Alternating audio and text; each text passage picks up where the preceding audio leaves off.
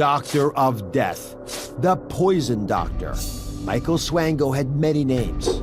The doctor and serial killer is believed to have murdered as many as 35 patients during his time as a physician. Michael would administer toxic substances to his sick patients. He went undetected for years, but a trail of death followed him everywhere he went. We're back with True Crime Tuesday and the shocking case of a serial killer doctor who's believed to have murdered 35 people. Writer Kelly Kreth is back, and Carol Fisher also joins us. Her father died at the hands of Dr. Swango. So you remember him? Yes, I do. What were your first impressions? Well, when we first met him, he was a nice-looking young doctor, soft-spoken, made everything very easy when he spoke with me and my mother. You know, but after a while, I was not comfortable with him because he met us every single night in ICU. And he kept asking my mother to sign a do not resuscitate. And finally I said to him, why? Why every day? And then after that, he didn't come back. And then the one night that we didn't show up is when my father died. Oh, I'm sorry. Did your father have any suspicions of Swango or anything else that was going on around him? Well, we would go up and see him every night. He was only there for like a checkup. They were deciding if they were going to do an angioplast on him. And every time we went in there... He was there for a checkup? Yes. Oh my, it's terrible. And, you know, when we'd go up and see him, he would tell us that there was a young doctor that would come to his door every night with a medical cart, and the doctor kept pointing at him and telling him, "You're next." And we thought my father was hallucinating. And I kept asking the hospital, you know, what kind of medication are you giving him? You know, why is he like this?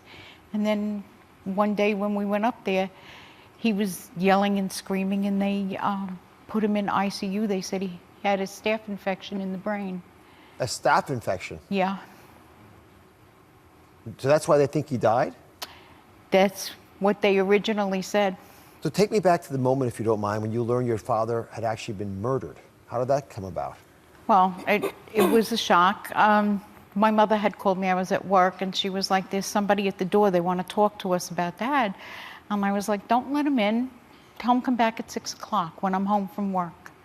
And at 6 o'clock, Tom Valerie was there, and he... Special agent we just spoke with. Yes, and he explained to us that there was some foul play at the hospital. They thought there was, and that they wanted to exhume my father's body. And my father had already been dead 7 years. Well, there he is. So cheerful looking. Yeah, that's and when they looked at his body, they found... they exhumed his body, and they found that he had been injected with some kind of chemical. I can't remember the name of it. It was something like succinylcholine chloride or something. Yes. They're a paralytic agent. Succinylcholine. Okay, that's it. Probably, I'm guessing. Yeah, no, you're right. I mean, I just can't believe this could actually happen. Yeah, we couldn't believe it was happening. So what was it like realizing that this doctor, sort of creepy at a certain point doctor, was responsible, played an active role in killing your dad, and no one could figure that out? No one could figure it out. We thought my father was just hallucinating when he was telling us these things. And then, you know, when he died, it was like, oh my God, he was right. He was telling us this, and, you know, then along comes all the guilt feelings and everything for not believing him. Well, let's change that now. Okay. Let's talk about the red flags. I want you all to be able to spot them so you don't get a serial killer doctor coming down at you. But sociopaths are around this. I'm learning more and more about it this season. So I'm going to bring in Kelly.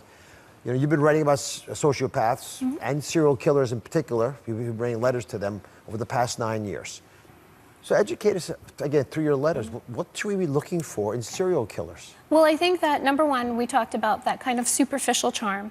But what Carol was saying is really on the mark. When you have that uneasy feeling that, you know, something just isn't quite right, always go with your gut. If you feel like something's wrong, no matter who the person is, go with your gut, because a life could certainly be saved. Thanks to all my guests. I appreciate coming on. We'll be right back.